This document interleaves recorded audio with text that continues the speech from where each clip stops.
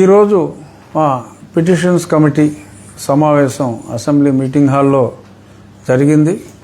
ముఖ్యంగా విశాఖపట్నంలో steel plant rehabilitation కార్డ్స్కు సంబంధించి ఏపీ రిఫ్రాక్టరీస్కి గతంలో ఇచ్చిన 174 ఎకరాల స్థలం, ఇంకొన్ని 22A సమస్యల మీద సుదీర్ఘంగా చర్చ జరిగింది.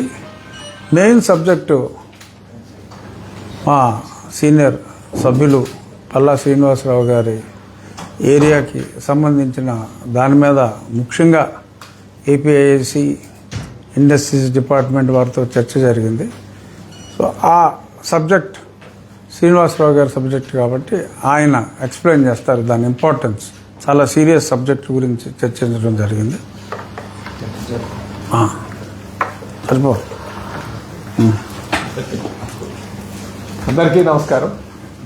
ఈరోజు పిటిషన్ కమిటీ మరి చైర్మన్ గారు అయినటువంటి రంగరామరాజు గారు ఆధ్వర్యంలో, అలాగే సభ్యులు పెద్దలు కొంతాల రామకృష్ణ గారు, విష్ణు కుమార్ రాజు గారు, అలాగే జగన్మోహన్ గారు, నాతో పాటు అందరూ కూడా పాల్గొన్నారండి.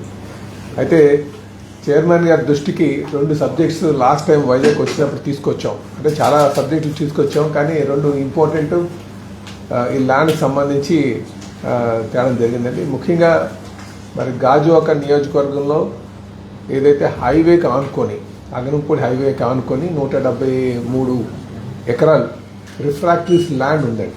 అంటే ఇది 1991లో ఏపీఐఏసి వారు, అప్పుడు ఐడీసీ అనేవారు, వాళ్ళు ఏం చేశారంటే ఒక రిఫ్రాక్టరీ కంపెనీకి ఇవ్వడం జరిగింది.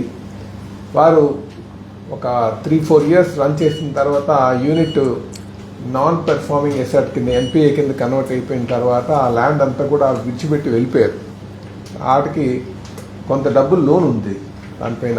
అంటే సుమారు ఒక 19 కోట్లు లోన్ తీసుకున్నారు ఆ రోజుకి అని చెప్పేసి ఉంది. ఆ తర్వాత ఆ లోన్ పైన 45 కోట్లకి ఎవరో థర్డ్ పార్టీకి ఇచ్చినట్టుగా వినికిడి ఉంది. థర్డ్ పార్టీకి 45 crores ఇచ్చేసినట్టుగా. కానీ ఆ విలువ, ఆ ల్యాండ్ విలువ ఇది సుమారు 175 ఎకరాలంటే అది 1000 కోట్ల పైన ఉంటుంది. సుమారు 2000 కోట్ల పైన ఉంటుంది. 2000 కోట్ల పైన ఉంటుంది అనమాట. సో ఇది ప్రభుత్వ దృష్టికి, నా దృష్టికి వచ్చినట్టే ప్రభుత్వం దృష్టికి తీసుకెళ్ళాం.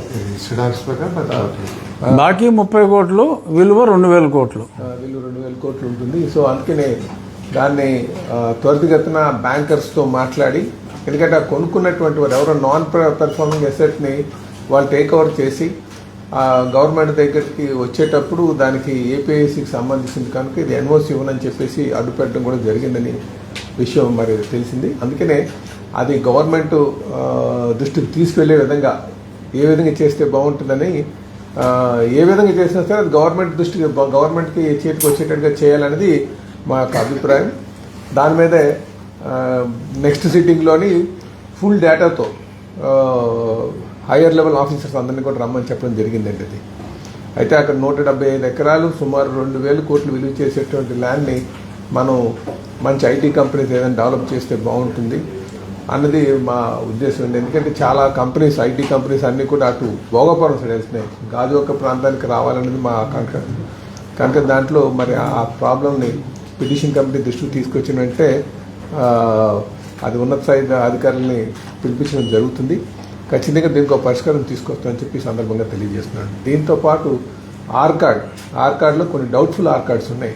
సుమారు ఆర్కార్డ్ అంటే రీహాబిలిటేషన్ కార్డ్. జాబ్ ఎవరైతే ఇల్లు వాకిలు ఇచ్చినటువంటి డిస్ప్లేస్డ్ పర్సన్స్ ఉంటారో వాళ్ళకి జాబ్ ఇస్తామని చెప్పేసి స్టీల్ ప్లాంట్ ఇచ్చినటువంటి ఆర్కార్డ్ అనమాట. అంటే ఇంకా 9000 మంది ఇంకా ఉద్యోగాల కోసం చూస్తున్నారు. అందులో ఒక 1200 వరకు డౌట్ఫుల్ కార్డ్స్ ఉన్నాయని చెప్పారు. అది వివిధ కారణాలతో డౌట్ఫుల్ చెప్తున్నారు. కానీ ఆ కారణాలు కరెక్ట్ కాదు. ఎందుకంటే ఆనాటికి కొంత ఏజ్ అనేది ప్రూఫ్ లేకపోవడం వల్ల, కొంతమంది ఈ ఫ్యామిలీ డిస్ప్యూట్ల వల్ల ఇలాగ ఉన్నటువంటి పరిస్థితుల్లో ఆ డౌట్ఫుల్ ఆర్కార్డ్స్ ఉండిపోయాయి అనేది నాకు పర్సనల్గా ఉన్నటువంటి అనుభవం. ఆ అనుభవంతో మరి పిటిషన్ కమిటీ దృష్టికి తీసుకొచ్చి ఆ కార్డ్స్ కూడా రెగ్యులైజ్ చేయాల్సిందిగా కోరుచున్నామండి. దాని మీద కూడా డిస్కషన్ చేయడం జరిగిందండి. దాంతోపాటు 22 ఇష్యూస్ మీద కూడా కొన్ని డిస్కషన్ జరిగిందని చెప్పి తెలియజేస్తున్నాం. నమస్కారం. సో ఇప్పుడు ఈ ఏపీ రిఫ్రాక్టరీస్ ఈ ల్యాండ్ ఇష్యూ మీద నెక్స్ట్ మంత్ మొదటి వారంలోనే మళ్ళీ ఒక సమావేశం ఫైనాన్స్ వాళ్ళతో బ్యాంకర్స్తో అందరితో చర్చించి ఆ 2,000 కోట్ల రూపాయల అసెట్ని తిరిగి ప్రభుత్వానికి ఎలా అప్పచెప్పాలి అనే దాని మీద నెక్స్ట్ మీటింగ్ సమావేశంలో చర్చిస్తాం. ఇది ఈరోజు సమావేశంలో ముఖ్యాంశాలు. ఇంకా జనరల్ ఇష్యూస్ మీరు ఏదన్నా నన్ను చూసి అడగాలంటే అడగండి. సుప్రీంకోర్టులో తీర్పు వచ్చింది కదా సార్, రామాలయం అంశం కదా. వాళ్ళేమో మేము అక్కడే చర్చ్ ఏం కడతామో లేదు, బుద్ధేనమ్మ గుడి కడతామని అన్నాం అన్నట్టుగా చెబుతున్నారు. మీరేమో మీకు 90 ఏళ్ళ నుంచి ఉన్న గుడి మళ్ళీ కట్టే తప్పుడు ఏంటని వచ్చింది. దాన్ని మొత్తం సెటిల్ అయినట్టు ఇష్యూ. ఆ తీర్పు మీకు ఒకసారి చదివి వినిపిస్తాను. ఎవరో ఏదో మాట్లాడారు అంటే దానికి మనమేం చెప్పలేము. తీర్పు ప్రతి మీ దగ్గరే ఉంటుంది. నేను ఇప్పుడు చదివి వినిపిస్తాను.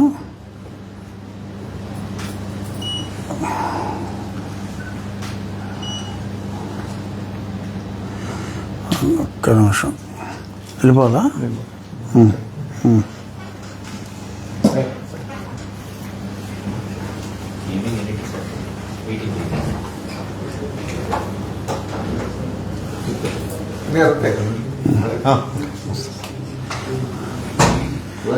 ఇది కోర్టు ఆర్డర్ చదువుతున్నా. Upon hearing the council the court made the following order. We are not inclined to interfere with the impugned judgment and order passed by the High Court. The special leave petition is accordingly dismissed. Pending applications, if any, shall stand disposed of. Only ఇంతవరకే judgement. అక్కడ నిన్న ఆ ప్రొసీడింగ్స్లో నేను కూడా వర్చువల్లో చూశాను. ప్రొసీడింగ్స్లో జరిగింది ఏమిటి అంటే కోర్టుకి గతంలో హైకోర్టులో జరిగిన విషయాలు తెలీదు. సో ముందుగా హైకోర్టులో ఏదన్నా ఉంటే మీరు హైకోర్టులో వేసుకోవచ్చు కదా అని సుప్రీంకోర్టు అన్నప్పుడు మా న్యాయవాది సుయోధన్ గారు ఆల్రెడీ కోర్టులో ఇది ఆర్డర్ వచ్చింది, మేము అక్కడ సబ్మిట్ చేసామని చెప్పి ఆ court order justice Ramakrishna Prasad garu ఇచ్చిన కోర్టు ఆర్డర్ని ఆయన చదివి వినిపించిన తర్వాత, oh already the matter is disposed by high court, then where is any point, there is no point in interfering అని చెప్పి ఇమ్మీడియట్గా సుప్రీంకోర్టు ఆ ఇష్యూని వీఆర్ డిస్మిసింగ్ అని చెప్పి చెప్పడం జరిగింది. ఇంతకు మించి అక్కడ డిస్కషన్ జరగల. మళ్ళీ తిరిగి కోర్టుకి వెళ్ళమని హైకోర్టు ఆర్డర్ ఉంది అని తెలియక ముందు మాట్లాడారు. హైకోర్టు ఆర్డర్ ఆల్రెడీ ఉంది అక్కడ అని చెప్పి అది చదివి వినిపించిన తర్వాత just matter is dismissed and disposed అంతే. అక్కడ చర్చు ఇటువంటి వాటి మీద అసలు చర్చే లేదు, దాని మీద చర్చ లేదు. సో అంచేత అది ఇష్యూ కాదు. దేవాలయ నిర్మాణం గన్నవరం దగ్గర ఆశ్రమం దగ్గర ఆల్మోస్ట్ 75% ఏ స్టోన్కి ఆ స్టోను మొత్తం 21 లెవెల్స్లో ఆలయ నిర్మాణం ఉంటుంది. ఒకటి అడుగు ఉండొచ్చు, కొన్ని 2 అడుగులు ఉండొచ్చు. ఆల్మోస్ట్ పై వరకు కూడా మొత్తం ఆ శిలల చెక్కటం అంతా అయిపోయింది. రేపు ఫౌండేషన్ వర్క్స్ గతంలో చాలా వరకు చేసాం. అక్కడ ఒక 10 రోజుల వర్క్ పెండింగ్ ఉంది. అది అయిన తర్వాత క్రేన్ సహాయంతో ఇవన్నీ ఎరెక్షన్ చేయటమే. నవంబర్ నెలాఖరికి టార్గెట్, మా శిల్పులు మాకు ఇచ్చింది టార్గెట్, నవంబర్ నెలాఖరికి ఆలయం పూర్తి చేస్తామని చెప్పి వాళ్ళు చెప్పడం జరిగింది. ఖచ్చితంగా ఒక వారం ముందే కంప్లీట్ చేయడానికి ట్రై చేస్తాం. రేపు మేము వెళ్తున్నాం. ఇవాళ మళ్ళీ ఆ సెంటరింగ్ వాళ్ళు అక్కడికి వస్తారు. ఈరోజు మధ్యాహ్నం మళ్ళీ ఇప్పుడు గన్నవరం వెళ్ళి 4 గంటలకి అవన్నీ కూడా చూసి ట్రాన్స్పోర్టేషన్కి ఒక షెడ్యూలు, మళ్ళీ ట్రాన్స్పోర్ట్ చేయాలంటే ఇక్కడ ఒక క్రేన్ ఏర్పాట్లు అన్నీ కావాలి. ఇవన్నీ కూడా ఈ ఏర్పాట్ల నిమిత్తం గన్నవరం వెళ్తున్నాం. అక్కడ పనులు పునఃప్రారంభం రేపు మొదలు పెడతాం. ఇష్యూ అంటే డిప్యూటీ స్పీకర్ నుంచి డిప్యూటీ సీఎం వరకు వెళ్ళింది. ఎలా చూస్తారు సార్ దీన్ని? ఇలా అంటే దీని వెనక ఏమైనా రాజకీయ కుట్ర ఉందా? రాజకీయ కుట్ర ఏమీ లేదు. డెఫినెట్గా రాజకీయమే లేదు. రాజకీయ కుట్ర అనుకోవటం కరెక్ట్ కాదు. రాజకీయమే లేదు. అనుకోకుండా మరి కొందరు దాన్ని వ్యతిరేకించారు. బేసిక్గా ఆ ఆలయ ప్రాంగణాన్ని డంపింగ్ యార్డ్గా మార్చేశారు. ఆ డంపింగ్ యార్డ్గా మార్చినప్పుడు సాక్షి పత్రిక వాళ్ళు ఎక్కువ బాధపడ్డారు. నిజంగా చెప్పాలంటే అప్రిషియేట్ సాక్షిని. నా దృష్టికి తీసుకొచ్చి ఏం చేస్తున్నావు ఎమ్మెల్యే నువ్వు, రఘుకుల తిలక రామాన పాటలు పాడుకుంటావేనా, ఏమైనా చేసేది ఉందా అని చెప్పి ప్రశ్నించారు. సో దాన్ని నేను పాజిటివ్గా తీసుకుని ఏదో చేద్దామని ప్రయత్నిస్తే లోకల్స్ అటాక్ చేశారు. సో అటాక్ చేసిన తర్వాత సో ఆ 1932 నుంచి ఉన్న రికార్డ్స్ అన్నీ చూసి ఆ దేవాలయం స్థానే తిరిగి దేవాలయం మంచి దేవాలయం కనీసం 700-800 సంవత్సరాలు ఉండాలి అంటే పూర్తిగా రాతి కట్టడంతో కడితే ఉంటుంది. చిన్న స్థలం అయినప్పటికీ చక్కగా అందంగా నిర్మించాలి ఆ రామాలయం ప్రాంగణంలోనే అని ఒక ఆలోచనతో మొదలుపెట్టాం. భక్తులు స్పందించారు. సరే, కొందరికి నచ్చలేదు. దానికి కొన్ని ఆటంకాలు కల్పించారు. ఆటంకాలన్నీ తొలగిపోయినాయి. చక్కగా ఇందులో రాజకీయం లేదు. ఇక నుంచి ఎటువంటి ఏదైనా ఉన్నా కూడా సుప్రీంకోర్టు చెప్పిన తర్వాత అందరూ కూడా సుప్రీంకోర్టు తీర్పుని గౌరవిస్తారనే భావిస్తున్నాను. అందుకనే నేను నిన్న మాట్లాడినప్పుడు కూడా చాలా స్పష్టంగా చెప్పింది, ఇది రఘురామకృష్ణరాజు విజయం కాదు, అవతల లాయర్ల ఓటమి కాదు. శ్రీరాముడి గుడిని ఆయన కట్టించుకుంటున్నాడు. వీఆర్ ఆల్ నిమిత్త మాత్రులు. ఒక చక్కటి గుడి అక్కడ వస్తుంది. అంతవరకే. రాజకీయం మటుకు ఖచ్చితంగా లేదు. అనుకోకుండా సాక్షి పేపర్లో నేను రాయించుకుంటే రాస్తారా? రాయరు కదా. నేను తిట్టించుకుంటానా సాక్షి పేపర్లో? అనుకోకుండా జరిగింది. ఇందులో ఎటువంటి రాజకీయ ఆలోచనలు కానీ ఏమి లేవు.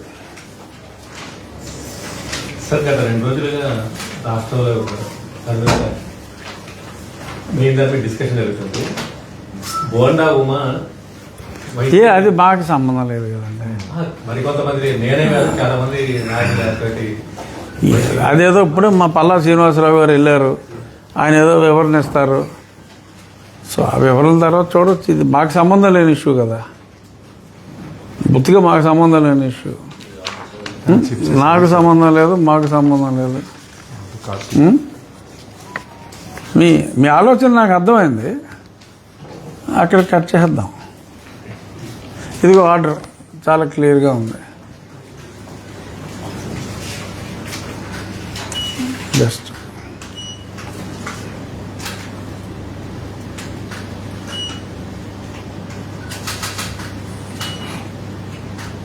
మీరు ఒక నెల 15 రోజుల తర్వాత మీ విజయవాడ మీడియాని ఒకసారి మా ఆలయ నిర్మాణం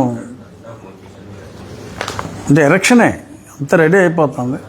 సో ఎరక్షన్ ఒక షేప్కి వచ్చిన తర్వాత మీ అందరినీ కూడా నేను ఇన్వైట్ చేస్తాను. మీకంతా 2 గంటలు, 1.5 సో ఒక ఏసీ బస్ పెట్టి చూసి మీ మీడియా కోఆపరేషన్ కూడా మాకు కావాలి. Thank you.